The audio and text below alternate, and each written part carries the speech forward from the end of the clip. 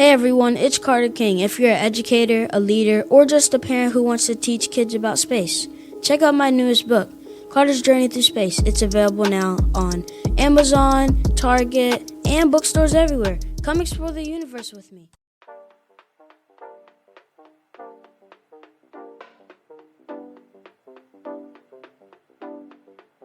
Welcome to another episode of the Contagious Culture Podcast. I'm your host, Kyle King, and the goal of this podcast is simple: to help you create environments where people thrive. Through real conversations, practical strategies, and powerful stories, we equip leaders, educators, and change makers just like yourself to build cultures rooted in purpose, performance, and authenticity. Because culture isn't something you talk about, it's something you live. This is the Contagious Culture Podcast. Let's get started. Welcome back to another episode of the Contagious Culture Podcast. I'm your host, Kyle King, and the goal of this podcast is to help you create ecosystems and environments where people thrive. Look, today's conversation I am so excited about because culture is shaped by the stories that we tell and the ones that we silence. And today's guest has helped shift narratives at the literal highest levels of media, leadership, and influence. She's built platforms that didn't just publish content, they changed who felt seen, who felt heard, who felt valued, but most importantly, who felt included. If you've ever wondered how storytelling can actually transform not only business, not only education, but culture, not just talk about it, then this episode's for you. Ali, how are you doing? Yeah, I'm doing well. Thanks for inviting me onto your podcast. Excited to be here. I thank you so much for being here. We're super excited. Before we get started, could you just introduce yourself? Who are you? And what keeps you motivated to continue to do this work? Yeah, sure. So my name is Ali Jackson-Jolley. I am an assistant managing editor at Forbes magazine, Forbes Media. My role is in our editorial leadership team. So I'm on the leadership team of our newsroom. And I wear two hats. I oversee our DEI initiative. So that is anything that is focused on pushing our newsroom to be more reflective of the audience. Or more reflective of society at large and the audience that we know that we need to continue to engage in order to be a sustainable media company.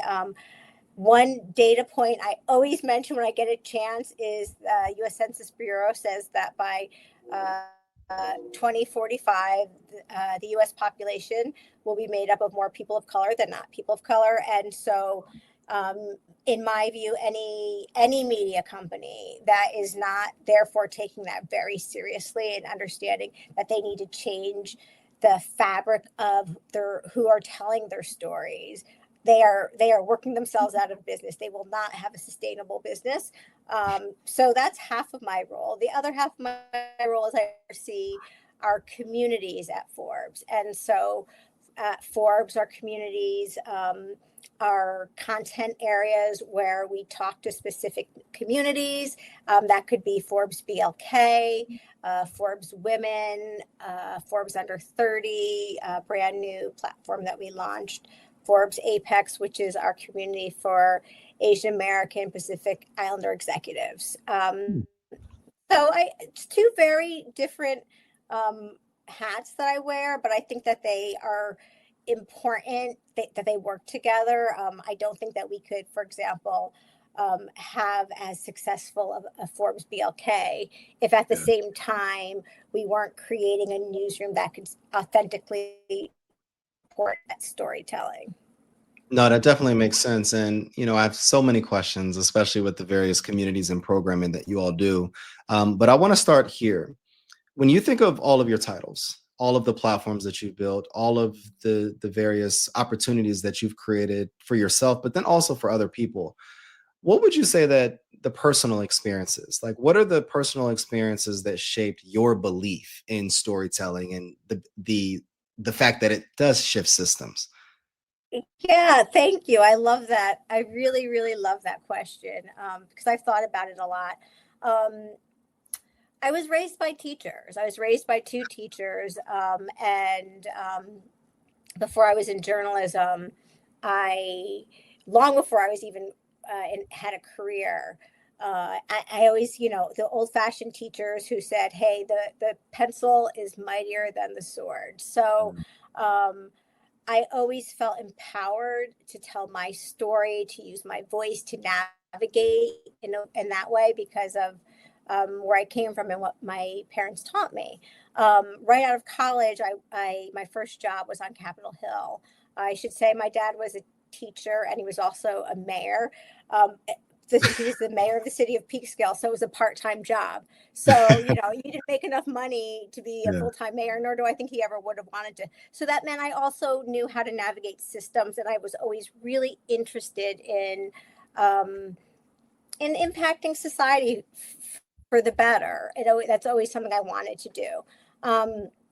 I got into journalism a little bit later in life once I had my kids, and I wanted to be home with them, wanted to do something from home, but still needed to make money and still wanted to work. And so I sort of like looked at myself and I was like, well, what can I do that I can do from home, that's using my voice, that using my ability to write? Oh, I know, I'll be a journalist. And it makes me laugh because the first editor a freelance journalist, I should say, the first editor who took a chance on me was sort of like, Ali, I can see that you're a good writer. You're a terrible reporter. She's right. I've never even learned about journalism, but she was like, look, kid, you got something. I can teach you how to do that. I usually tell that story because I think that's super important to think about, people who think about talent differently, right? Who think about someone who maybe didn't have the exact background, but they saw that I had the drive and the skill and the eagerness to learn. Fast forward to 2020, and I know this is a long story, but I do love the question. 2020, of course, was that year that many of us in America who are from historically marginalized communities, and particularly the Black community, experienced the murder of George Floyd together, experienced the way the COVID pandemic decimated our communities. And I felt a lot of things. I felt like devastated. I felt angry. I felt sad, but I never felt voiceless. And again, that goes back to that. I was raised by teachers who always taught me how I could intentionally use my voice through writing and then later on through journalism because of that editor. And I sort of, at that moment, thought, well, what am I doing, Ali? You have the ability, you know how to make change through policy, make change, you know how to like navigate systems. Imagine all of those, for me, it was kids. Imagine all those kids living in historically marginalized communities who are watching in real time George Floyd being murdered and feel voiceless, don't have a voice in journalism, don't have a way to really, talk about what's going on. And so I decided at that point I was going to find a way to use my might to try to make a small change.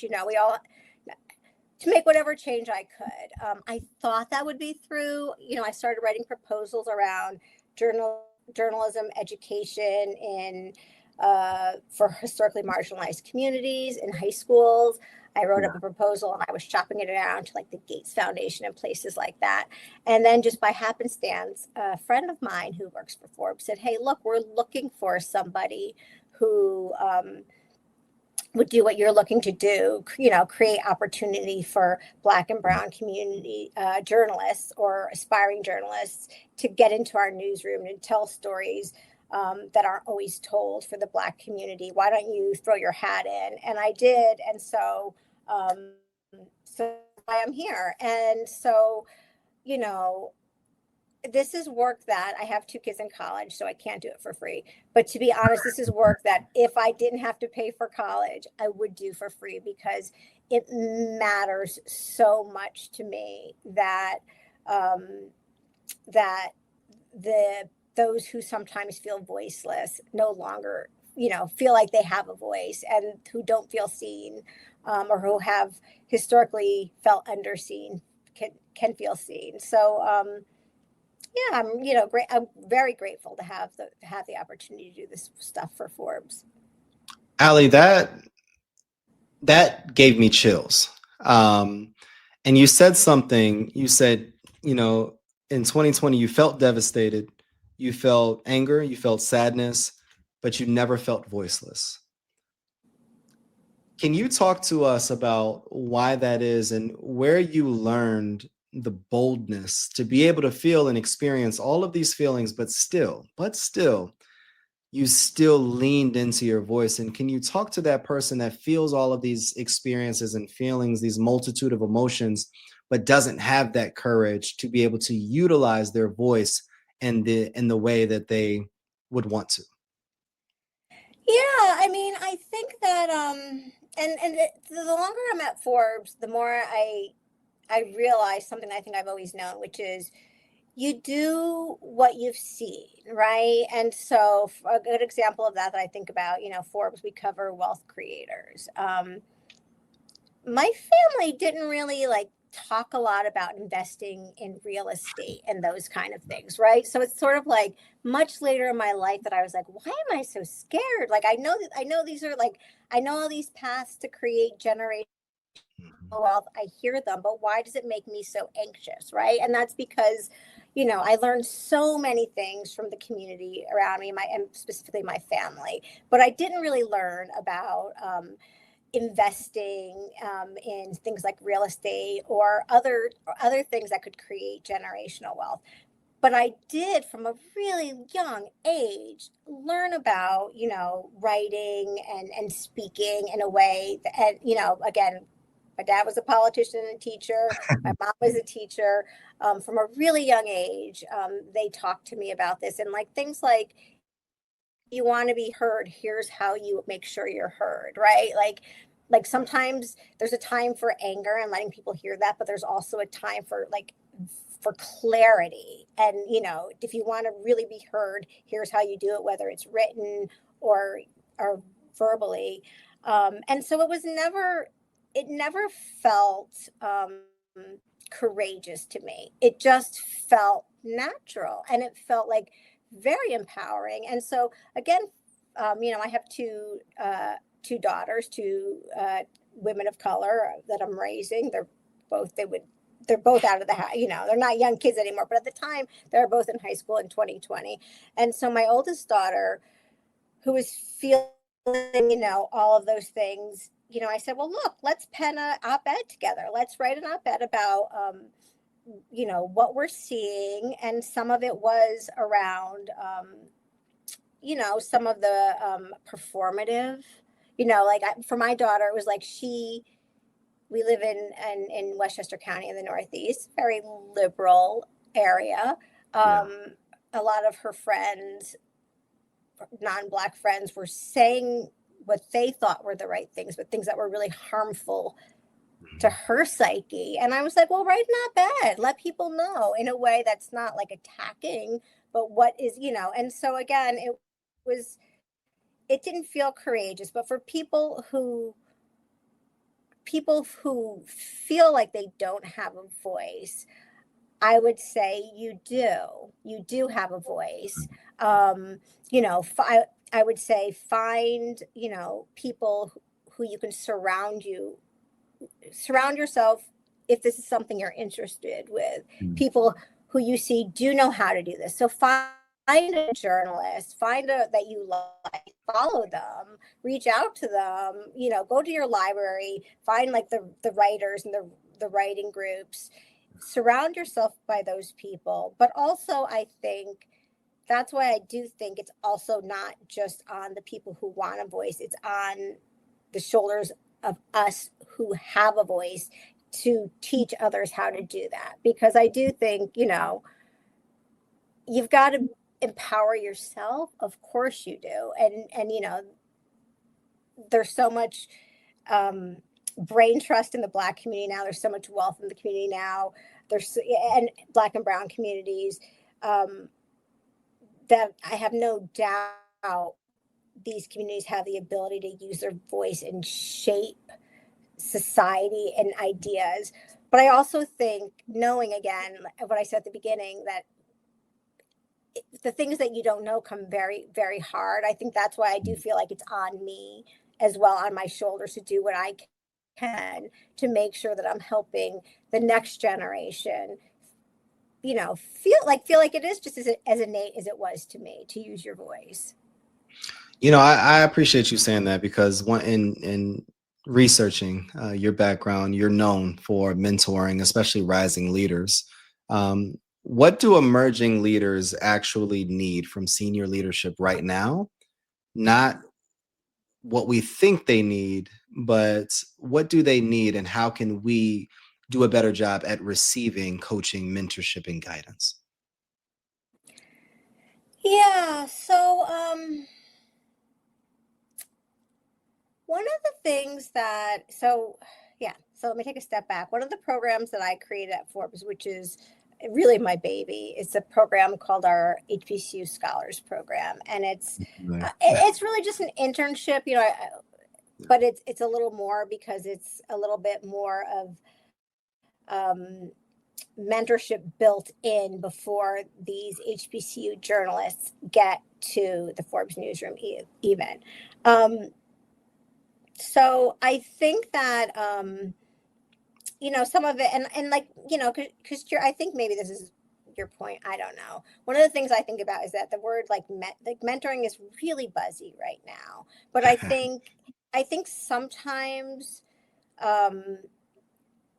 it's not as impactful as it could be, because sometimes the people who are leading mentorship programs aren't really thinking about what are the barriers and what aren't the barriers, right? And so for me, I think for every industry, it's a little different. For every different age group, it's a little different. But for me, the way I think about it is, if corporations or whoever's trying to mentor young talent, if you trust yourself, so for Forbes, I say this to my colleagues all the time, if our senior editors, if we trust ourselves that we can train best in class business journalists, we don't need to have people completely formed and fully baked out of college with all those skills, right? We should have the ability in our ranks, if we think we're as good as we think we are, and I think Forbes is at telling business journalism stories, then we should be able to take folks who have potential, who are smart and driven, and have some talent, sure, because we're a national newsroom, so you have to have some basics, but maybe you don't understand all the ins and outs of how you evaluate wealth, right? But we should trust ourselves to be able to train. And then once we trust ourselves, we should be able to look at talent that comes in that may not have had the exact same path to get here, right? If they, kids who aren't necessarily have done 20 million leadership type activities before they even finished 12th grade, right? And so we should be able to look at them and say, hey, look, but this is a person who's real. I can see through that. I can see this is a really smart person. And then I think what's really important for the person who's being mentored, and I think this is part of what good leadership does, is you say to the mentee,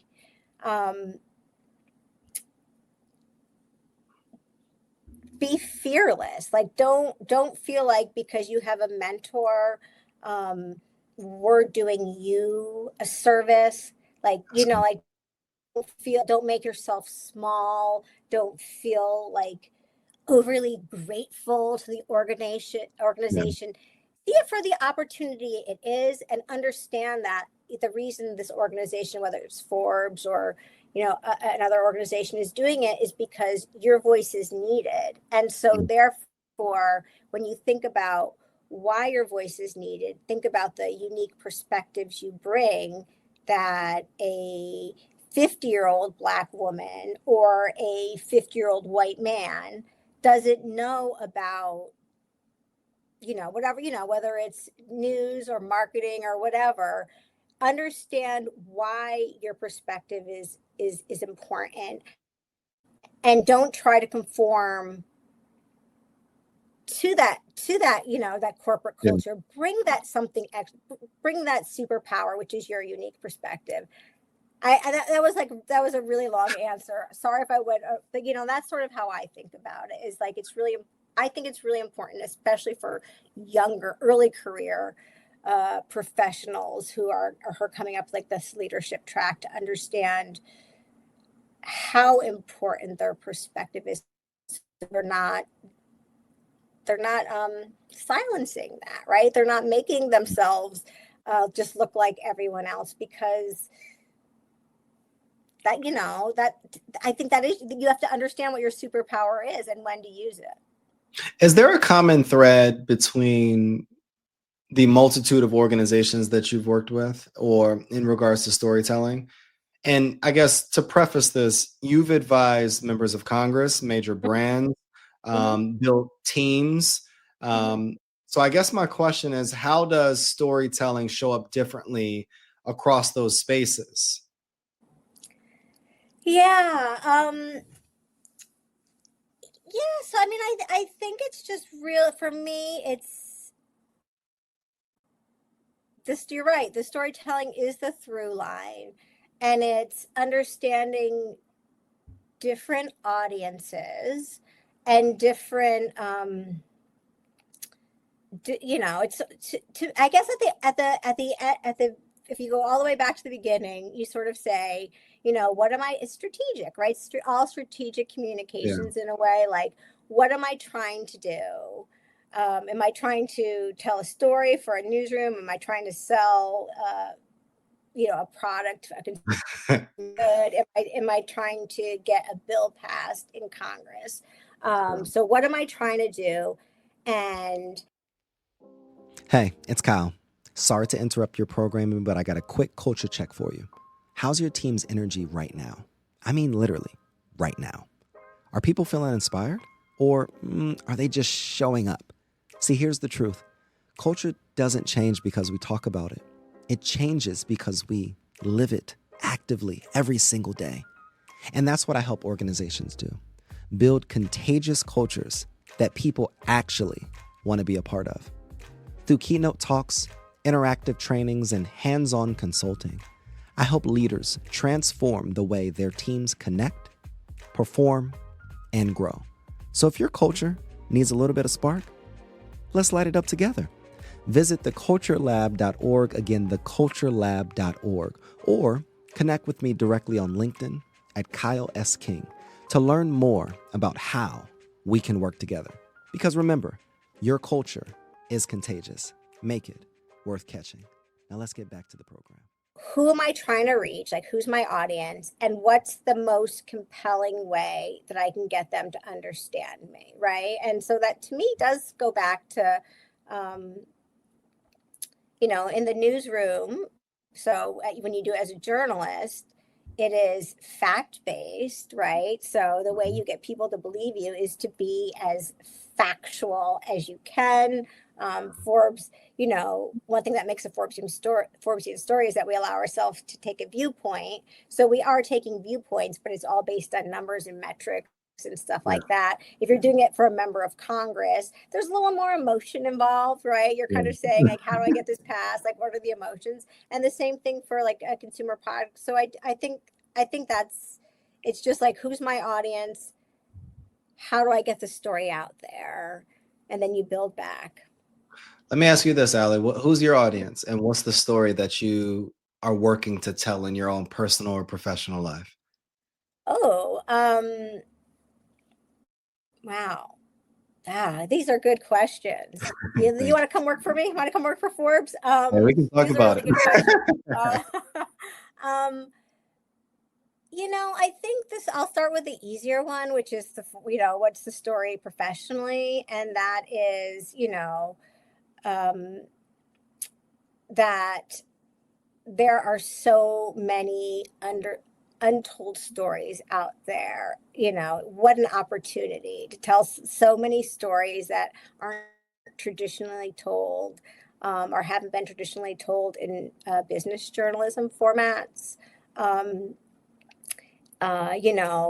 One thing I think about all the time, I go and I talk to a lot of Black journalism students, and they say to me, like, okay, 2020, we promised, all these corporations and newsrooms promised they were going to make these DEI changes, right? And some of them are pulling them back. Why is this time going to be any different? And the thing that I get the really unique opportunity to see at Forbes through Forbes BLK and Under 30 and other platforms is that we are at this really unique time where there's so much Black wealth and there's so much Black brain trust that the government should behave in a certain way. Like the government should not, create policies that purposefully keep marginalized communities down. But there's enough wealth now and enough Black professionals in very high-ranking roles that the Black community has it in itself to create this change by ourselves. And I think that is one of the things that's really inspiring about being a part of the BLK, Forbes BLK community, is that these entrepreneurs and founders and Black executives really understand that it's not so much that we have to sit and wait for the government to do something, or even for these huge corporations too, right? It's sort of like, we can get this done.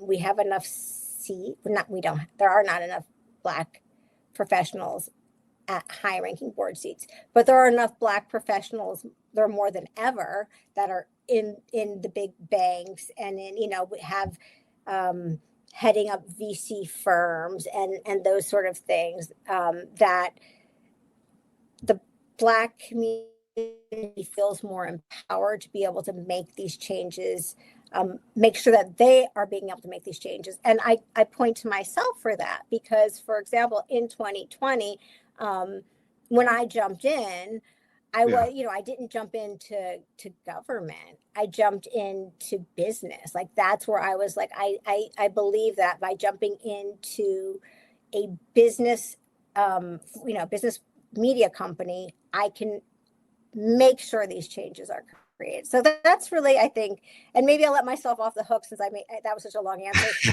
that I won't answer the personal story, because that is as a journalist, I am not used to answering that story for myself, and I'll have to give that one some more thought. Exactly. It's interesting that you even brought up DEI, because I think it's a buzzword similar to like mentorship.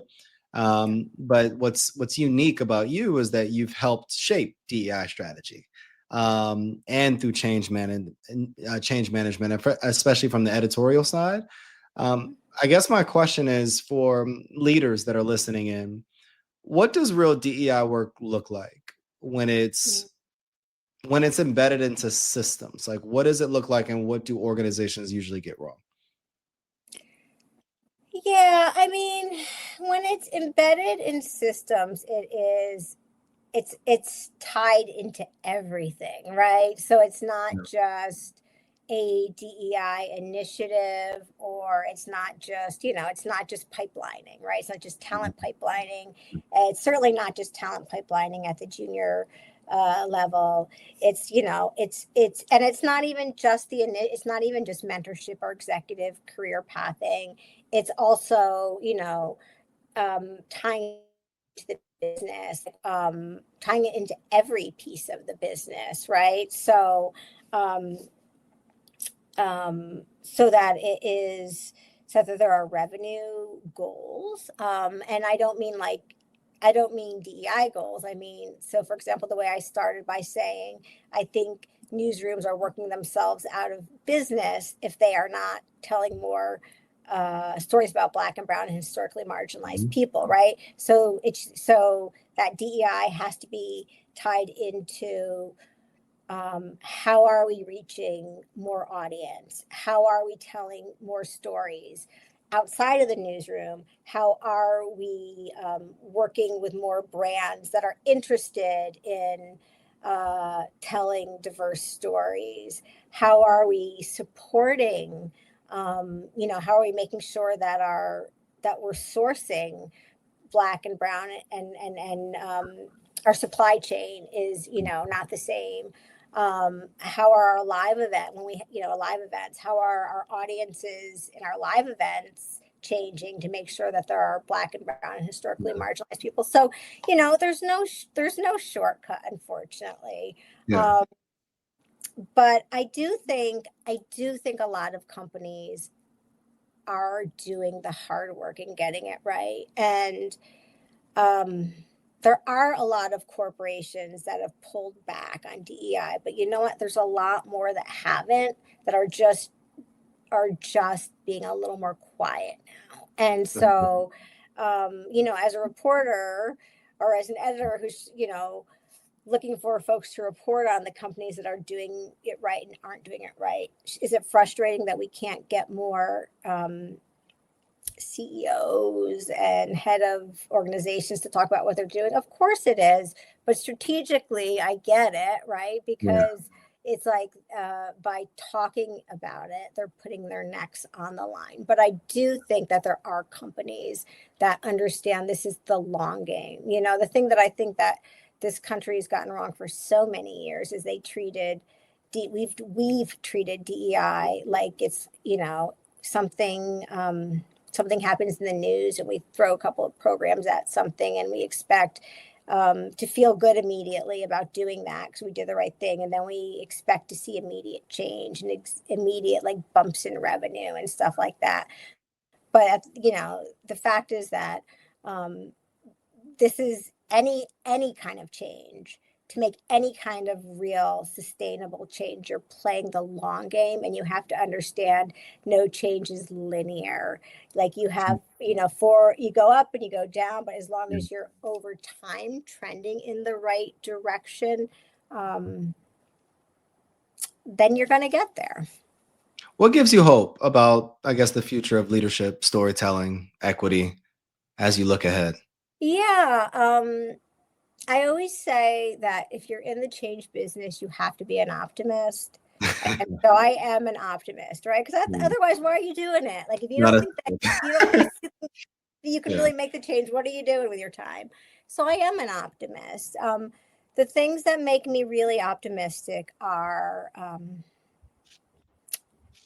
that I do see how, listen, you and I, before the cameras were rolling, you were telling me about all the things you've done, all of the businesses you've launched and then sold, and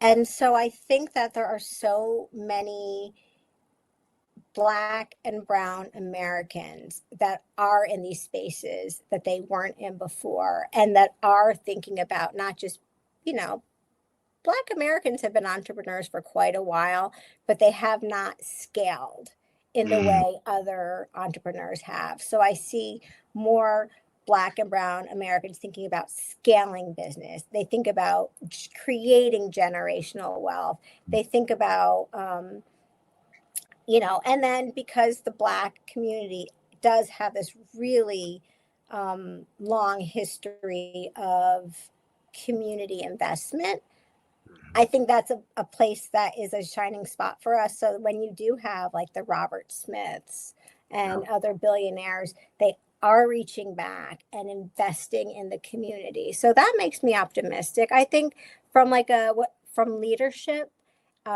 this next generation makes me really, really optimistic. I think about myself and a lot of the internal challenges. So, like there's like the external, what you face, but then there's also like that internal, what's holding you back because of who you are and how you were raised. I'm a 52-year-old woman. Like, I grew up in the 70s and the 80s, and that was a time where,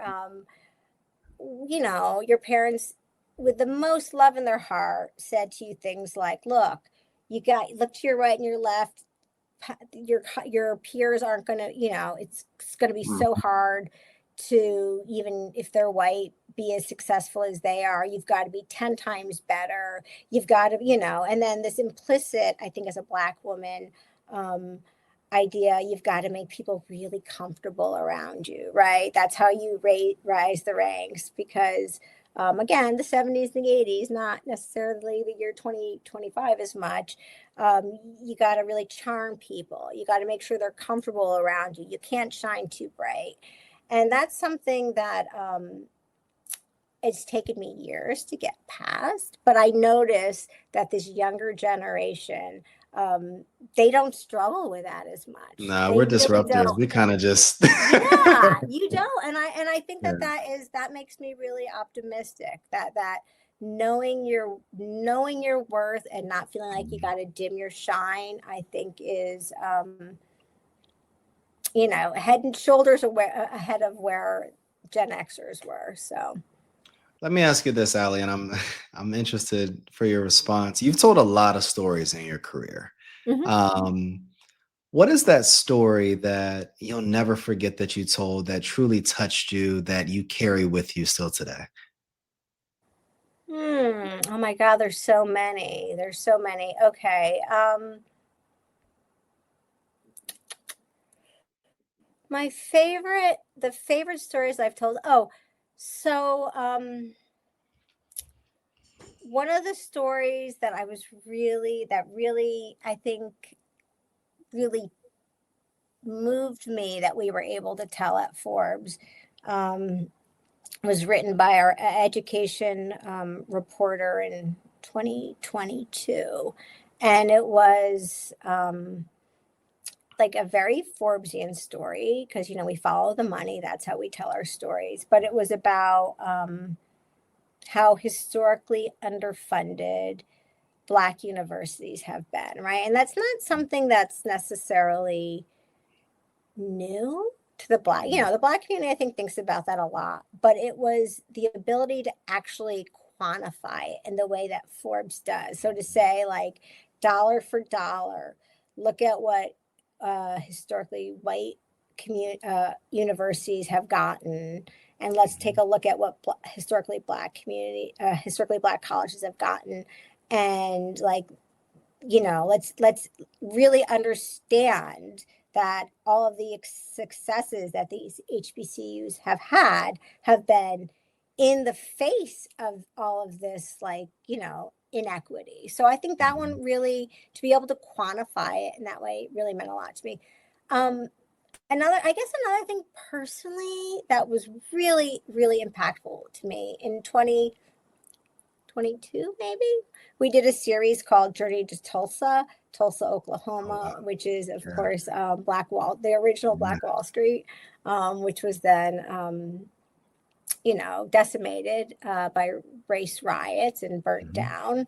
But these, and it is now becoming another, like, mecca of Black tech, right? And so to tell it, what we kind of did is like an experiential. We brought about 50 of our community members out to Tulsa and brought them to, like, the Tulsa Museum and some of those things, but then did a lot of networking and ecosystem building as well. And so that was really, that I think that was one of those we call, like, live journalism. So some stuff that was happening in real time, and then that turned into actual, like, physical stories. But that was something where I sat there and I was like, oh my gosh, I want my girls to come and do this. I wish they could be here with me. I wish my dad could be here watching this with me. Like, I guess for me, like, the indicator that a story is something that is so powerful is when I'm like, oh God, if my girls were only here to set No, definitely. And so that Definitely. was one. Yeah. In fact, you're reminding me that we need to do another one of those and see what's going out in Tulsa right now. I appreciate you sharing that. And I think that it's those stories that keep me doing the work that I'm doing, especially within the educational and nonprofit realm. It's the story of the student that didn't have the technology or resources or parents, and we connected them with a donor. And then they're now able to have that technology, go to college. And because of that initial investment into them, they were able to graduate and be the first in their family to graduate. It's those small stories where you can see the mother that didn't believe that the school system or the nonprofit would really be able to support them. And then you see the transformation of where that child was. And similar to you, it's the children's stories for me that kind of carry with me still today. Mm-hmm. When you approach stories, I want to know, like, do you use a framework that you could share? And, how do you tell better stories? What would be your advice if I'm a nonprofit leader or a culture builder or a founder? How do I go about telling my story? What would be that step-by-step process? Well, you know what? You kind of hit on it when you said your favorite stories are about, I think you said you said the mother and the student, stories. The best stories are about people, right? That the best stories are about people, and the stories that people, audiences, engage with, and those stories that resonate the most with them are the stories that are about people. And so, we always say at Forbes, we tell business stories, but at the center of them, it's people, right? And so I think that, but this again, because you said that you exactly hit the nail on the head.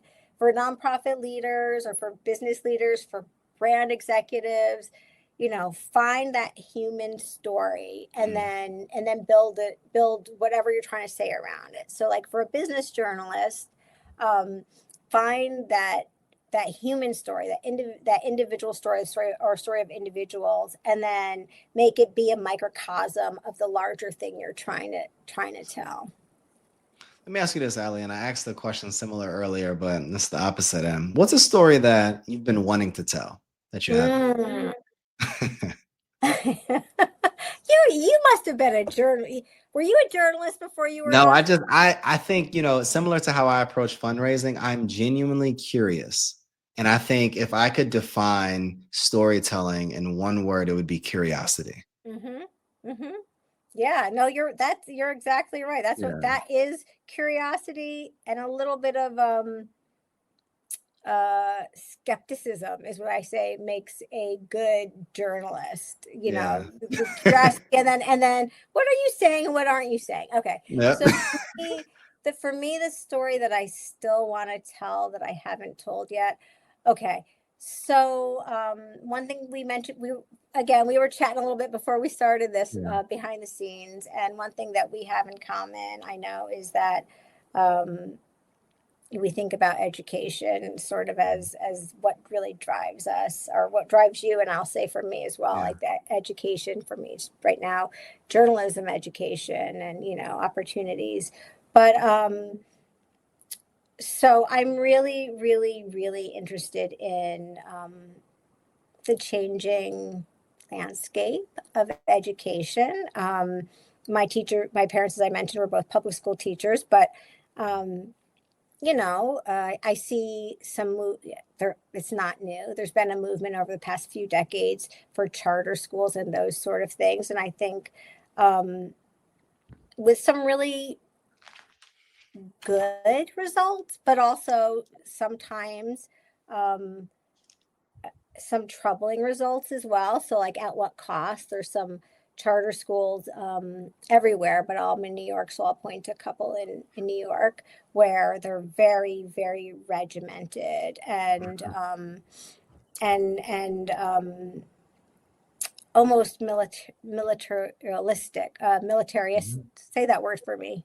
Well, they're almost like a military school. I got you. and at very, very, very young ages. And yet, they're graduating kids who were failing out. So on one hand, there is success, but, I think, what's the cost of treating a kindergartner like they're in a military school when most of the best thought leaders in education talk about, at that age at least, play as learning, right? And so so that's a story I'd like to dig into. And then, from the business perspective, because a lot of these charter schools are, if you look at the boards, many of these charter schools are, wealth creators, many who don't look like the communities that these schools are in. And so I'd love to understand, what is going on in these boardrooms when people are talking about education and how to make societies, how to make students in Harlem, New York, and, parts in Brooklyn that have historically failing schools. What are those conversations? Are they thinking about the bottom line only? Of course, that's the thing about some of these charter schools is that they are for-profit schools, and that's okay. But there's not much transparency. And so I would love to get a reporter in to really, be a fly on the wall and hear what they're talking about. From a very, very, very selfishly personal standpoint, the one story I'll tell before I retire is I'll get in a room with Barack Obama and I'll interview him. Yes. He hasn't accepted that interview yet, but before I retire, we're working on it. Get it done. No, I love that. And what you said, I wrote down the cost of conformity. As a former school teacher, school leader, board member, what are we really, it's kind of like, what are we doing to our students by conforming them to one idea and one way of thinking, one way of dressing, one way of doing? What are we really creating in regards to the next generation of these future leaders that will go off and create the solutions to the challenges potentially that we're even creating today? And even from a board standpoint, on the investment side, I definitely understand how the focus on enrollment and metrics have been highlighted much more than the ability to create equitable spaces where students can truly create an ecosystem for them to be able to thrive. Yeah, Ali, right.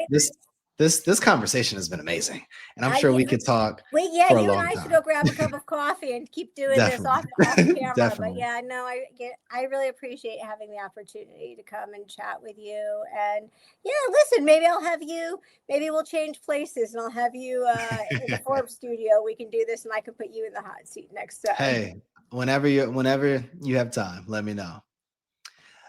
Ali, where can people find you, and what's next for you?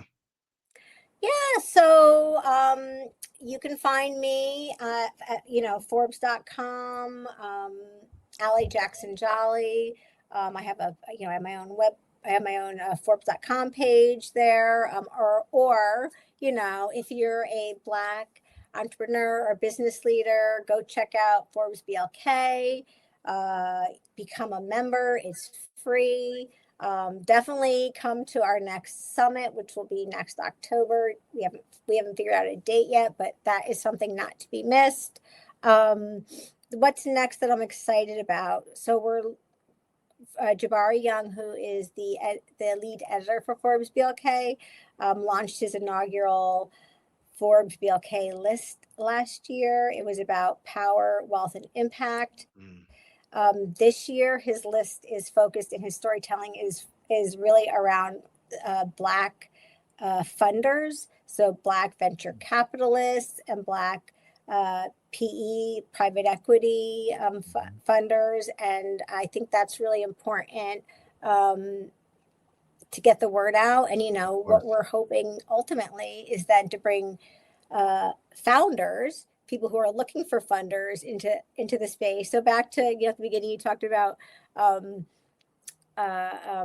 ecosystem building. Like, to me, this is like the perfect ecosystem building. Let's highlight the biggest Black funders in America. Let's bring in some really great tech founders and other kind of founders. Let's match them up and let's see what kind of magic we can create. Well, let me know when the magic is creating, because I want to be in the room, Ali. Yeah. That is amazing. You're going to get an invitation. I love it. I appreciate you so much. And for our audience, culture spreads through conversation. Today's conversation reminds us that leadership isn't just about scale. It's about who rises with you. Ali, I appreciate you so much. Thank you for building platforms that don't just inform, but transform people's lives, transform people's community, and sets the seed to be able to transform our economy. If you are listening in and you enjoyed this episode, subscribe, like, and share this episode with somebody. And one of the questions that I always ask is, what type of culture are you spreading? Culture isn't anything and is everything. The energy you bring is the culture you create. Make yours worth catching. My name is Kyle King. I'm the host of the Contagious Culture Podcast. We'll see you all next episode. Thanks for tuning in to the Contagious Culture Podcast. If this episode challenged or inspired you, hey, take a second to share it with someone who's building culture in their world. Make sure to like, subscribe, and leave a review. It helps more leaders, educators, and change makers just like yourself join the movement. You can connect with me on LinkedIn or YouTube at Kyle S. King for more tips, tools, and methodologies to be able to help you create this ecosystem of absolute excellence. Until next time, lead boldly, live intentionally, and remember, your culture is contagious. Make it worth catching.